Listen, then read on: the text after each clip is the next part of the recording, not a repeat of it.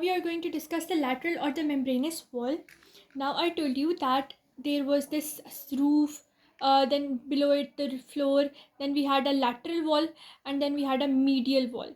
Now how is the lateral wall related to it? For example, this is the middle ear cavity, and this is the roof, this is the floor, this is the lateral wall, and this is the medial wall. Lateral wall is related to the external ear or the external acoustic meatus, and lateral wall is majorly made in the this portion by the tympanic membrane, and superior to it, it has the epitympanic recess, and it is guarded from the external ear by means of this squamous part of the temporal bone. Now in this region, that is the tympanic membrane, we have, there is the tympanic ring, there is this tympanic sulcus, and at the tympanic notch or the middle region, this tympanic notch is related to two stuff. One, it is related to anterior canaliculus of chorda tympani nerve. Secondly, it is related to the anterior process of the Malleus bone. So it is related to two things. For example, we can do it again. This is the tympanic membrane, and it has a notch in the middle. So this is the Malleus bone, and Malleus bone has an anterior process. So the notch is related to the anterior process of the Malleus bone. Secondly, it is related to the anterior canaliculus of chorda tympani nerve. So you can see it over here that this is the anterior canaliculus of the chorda tympani nerve, and then there is this anterior process of the malleus, and both of these stuff are related with the tympanic notch. Now the petrotympanic fissure, which is located in the upper end of the bony rim, it is related with the anterior process of malleus, and also has a tympanic branch of maxillary artery passing through. So the whole thing, the whole apparatus that I was talking about in the tympanic notch, that was related with the anterior process of the malleus bone, it is also related with the maxillary artery, and then it is called the petrotympanic fissure. Then the anterior canaliculus for the chorda tympani, this is actually a fissure that is located, this is just passing in the fissure or just in front of it, and this region or the anterior canaliculus is the region where the nerve that is chorda tympani, it leaves the middle ear cavity and enters the base of the skull. So this was the lateral or the membranous wall, which is connecting your middle ear to the external ear. Now in the next part, we are going to discuss the medial wall. So now in the medial wall, we have a lot of things to discuss. This was the lateral wall. Now this is the medial wall. As I told you, the medial wall is going to be on the interior side, or it is going to be on the level of the internal ear. First of all, it has a rounded bulging which is known as promontory. It is produced by first turn of the cochlea, and it is grooved by the tympanic plexus, and as I told you, tympanic plexus was made by glossopharyngeal and the mandibular nerve. That is another thing. But promontory, it is a rounded bulging produced by first turn of cochlea, and it is grooved by tympanic plexus. Let's have a look.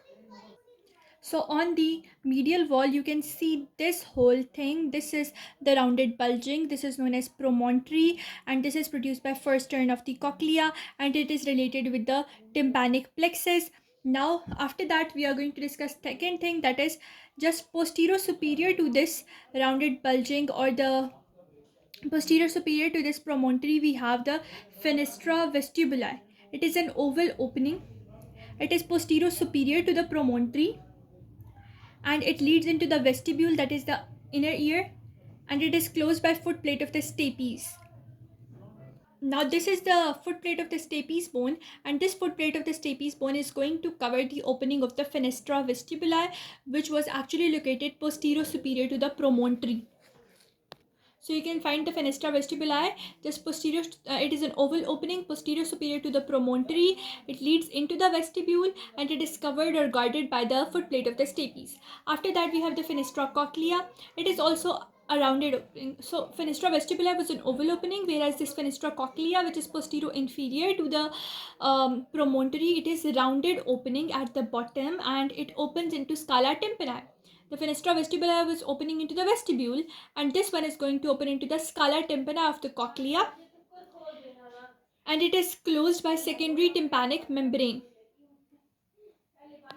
So this is our promontory, that was a rounded bulging produced by the first turn of the cochlea. Just above it we had the fenestra vestibuli, which was guarded by the footplate of the stapes. Below it we have this rounded opening, the fenestra cochlea, which is relating into the scala tympani of the cochlea, and this portion is actually related to the, it is closed by the secondary tympanic membrane.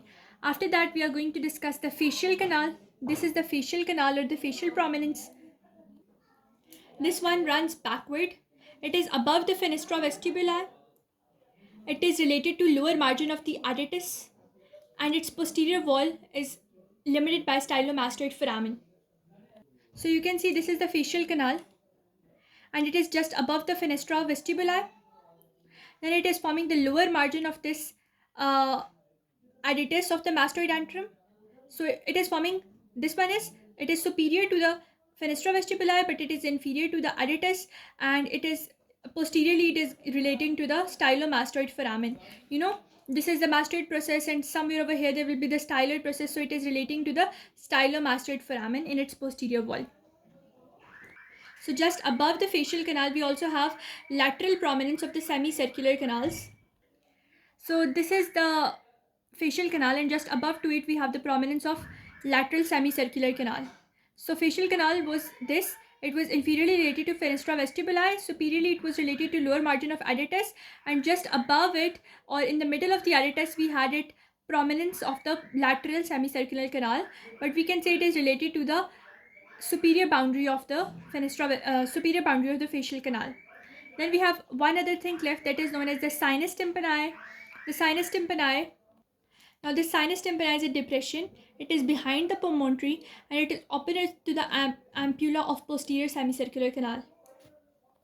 So now this one located over here, just below or behind the promontory, we have the sinus tympani, which is related to ampulla of the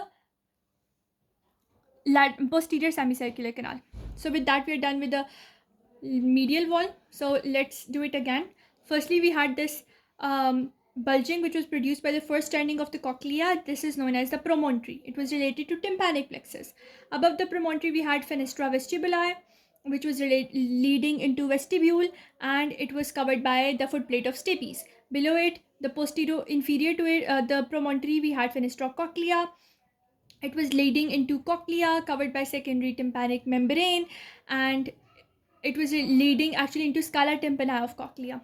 After that, we had the facial canal. It was running downwards, and it was above the fenestra vestibuli, and it was leading posteriorly into the stylomastoid foramen. And this one was related inferiorly with the fenestra vestibuli. Superiorly, it was relating to the lower border of adytus, and just above the facial canal we also had one thing, that is the lateral portion of the or prominence of lateral semicircular canal.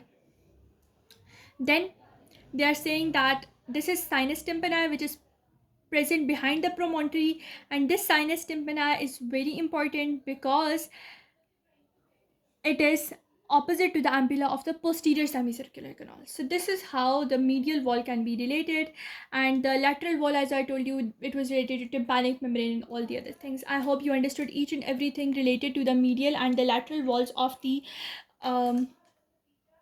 region of our middle ear. In the next video we will discuss something next related to the middle ear.